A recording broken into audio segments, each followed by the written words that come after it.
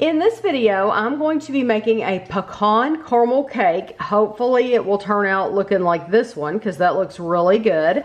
This recipe is from the October 1st, 2007 edition of Family Circle magazine. So you're gonna need certain ingredients for the cake and then certain ingredients for the frosting. So for the cake, you're going to need one box. This recipe back in 2007 said it should be an 18.5 ounce box. Now, we were looking at a different brand that was only like 13? Yes, it was a lot smaller. This is only a 15.25 ounce box. So box have shrunk. So this was the Duncan Hines had the biggest vanilla box, so that's what we bought, was the Duncan Hines. You're going to need 3 eggs. You need a 1/3 cup of vegetable oil. You need 1 1/4 cups of water, which it does not say that in the ingredients here. It doesn't say that until you get to the directions over here, because you need water to make the cake mix, and so that's why I went ahead and got my water out. You need 3/4 cup of chopped pecans, which you need finely chopped pecans. So I got have the finely chopped Fisher nuts. Then you need 20 soft caramel candies unwrapped. So we bought a bag of the Brock's, and you are going to have some left over for you to just enjoy and eat. And then you need 1/2 cup of heavy cream. So those are the things you need for the cake. Now, to do the frosting, you need 1 package of cream cheese, 8 ounces. You need 1 stick of butter softened. You need 1 box, a pound of confectioner sugar. So I actually had a 2-pound bag, and so I weighed it. I have my kitchen scale. I weighed it. This is exactly a pound. You need 1 teaspoon of vanilla. And you need 1 cup of coarsely chopped pecans. So these, they're chopped, but they're bigger than the other ones we saw a while ago.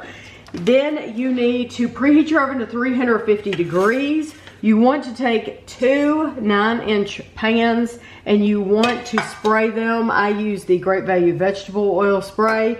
And then you want to cut out some parchment paper and lay it, or wax paper, and lay it in the bottom so that it sticks.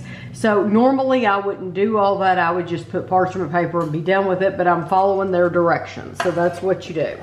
So you want to prepare the cake following the package directions using the eggs, 1 1/4 cup water, and oil. So that's what we're gonna do first thing. And this, if you've never bought this cake, this is a French vanilla cake of Duncan Hines. I bought this same cake mix, and I put it with the, I think it was like maybe a Pillsbury buttercream frosting, and it was incredible. It was, our daughter just raved over it. She thought it was the most delicious cake for a box cake mix. She thought it was just really good. So I'm going to mix all of this together, and then I'm going to stir in our finely chopped pecans. And I will probably just use my mixer to mix those pecans in as well.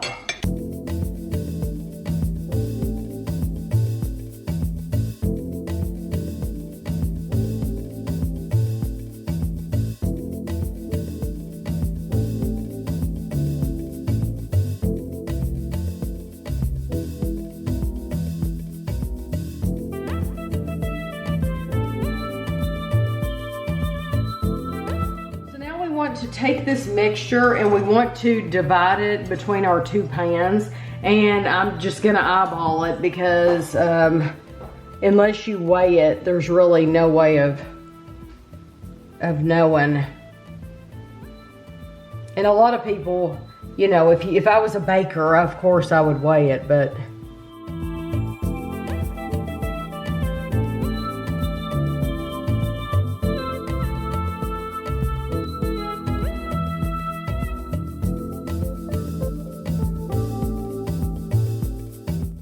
Okay, I think I've got a little bit more in this one than I do that one, but that's okay. It'll turn out all right. So it says bake at 350 for 24 to 29 minutes or until the cake springs back when pressed.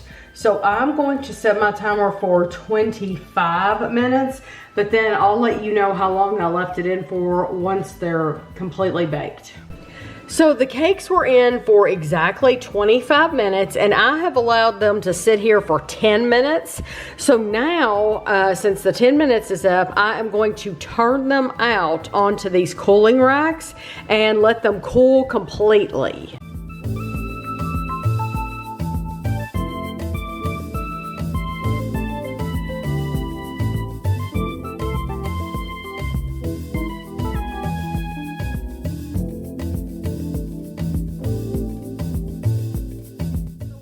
My cakes are cooling, I want to take my caramels and my heavy whipping cream, and we're going to heat this up in a saucepan, and we're going to stir it constantly so that the caramels won't stick, but you're going to heat it up for about 5 minutes. So while our caramel is heating on the stove, they're telling you to take the end of a wooden spoon, a round end. I don't have a round wooden spoon. All of our wooden spoons are flat. Yeah, so this is a boba straw that we have. We were actually sent this from a company, so I'm going to use it because it's about the size of the end of a wooden spoon, and you want to poke 12 holes in each half of the cake. And don't go all the way through.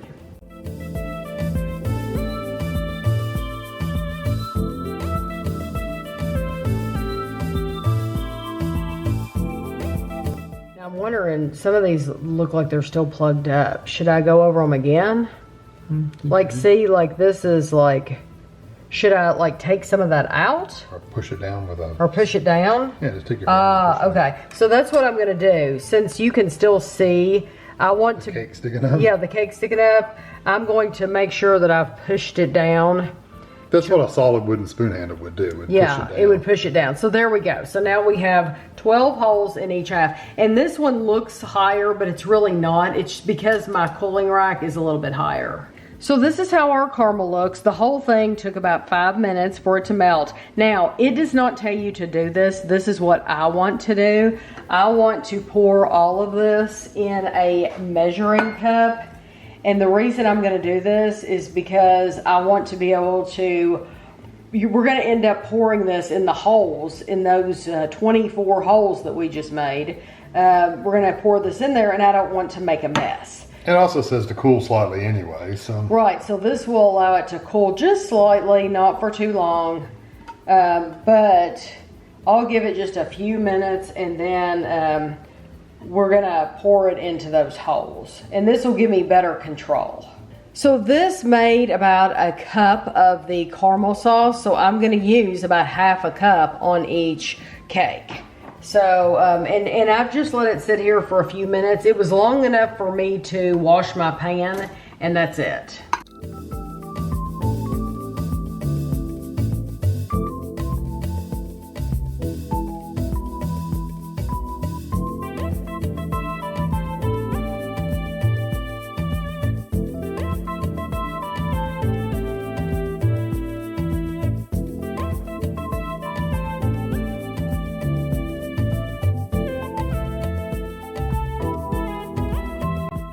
Take this and spread it,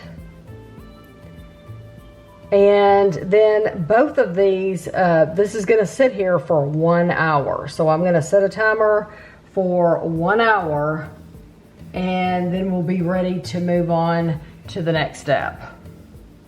So now we're going to make our frosting. So I have all my frosting ingredients out here. I'm going to start with the confectioner sugar, and I'm going to pour it into my bowl for my stand mixer.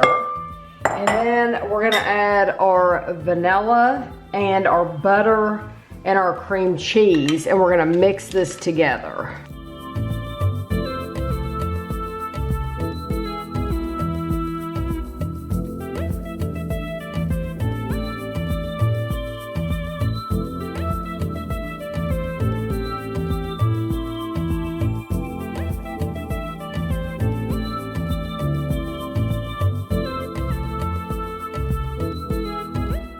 This is creamy looking to me.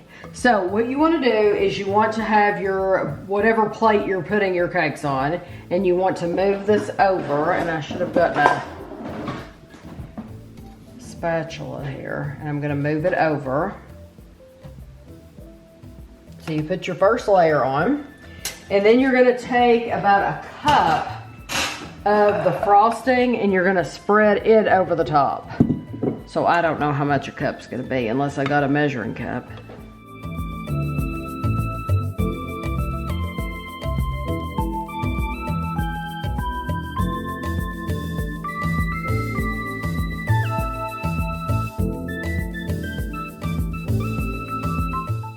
To get our second layer and put it right on top like this, and it says you want using the rest of the frosting, you want to frost the top and the sides.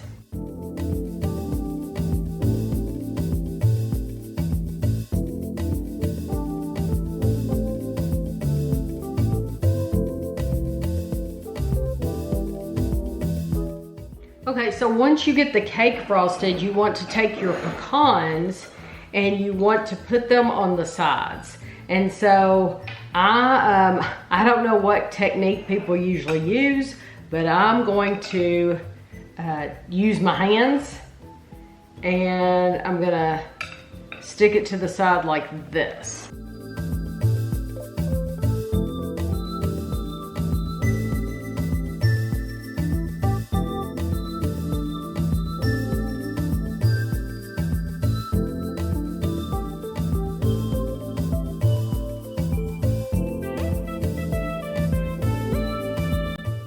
That's actually, that looks perfect. I used them all. I didn't need to add any more to it. I think it looks great the way it is. So now I'm gonna take this whole plate and put this in the refrigerator for 1 hour. This has been in the refrigerator for an hour, and I think that helps that, that frosting to set in place. Okay, so I'm just gonna cut it like this. We'll see. That's your piece. That's my piece. Okay, so this is how it looks. And I think I got plenty of frosting in the center. Looks really good. It says, I created this cake combining 2 of my favorite flavors, caramel and pecans. My husband is in the service, and I make this for him and his co-workers who love it. This is from Rebecca Stewart, Seaside, California. It says it makes 16 servings. Oh, well, I cut my pieces big. 16 servings, prep time 15 minutes, bake 29 minutes about. Mine took, I baked mine for 25 minutes. I don't know if I said that earlier or not. I baked it for exactly 25 minutes and it was perfect. It was ready to come out. And then it let it stand an hour, refrigerate an hour. So really, that's where you have to be patient. Is you have to wait an hour here, an hour there. Cooling times. The cooling times, yeah. Yeah, you could have made this in a sheet cake too. Poke holes in the sheet cake. You could. Put the caramel on top. You could. Yeah. I'm getting. If you didn't want a 2-layer cake. The middle.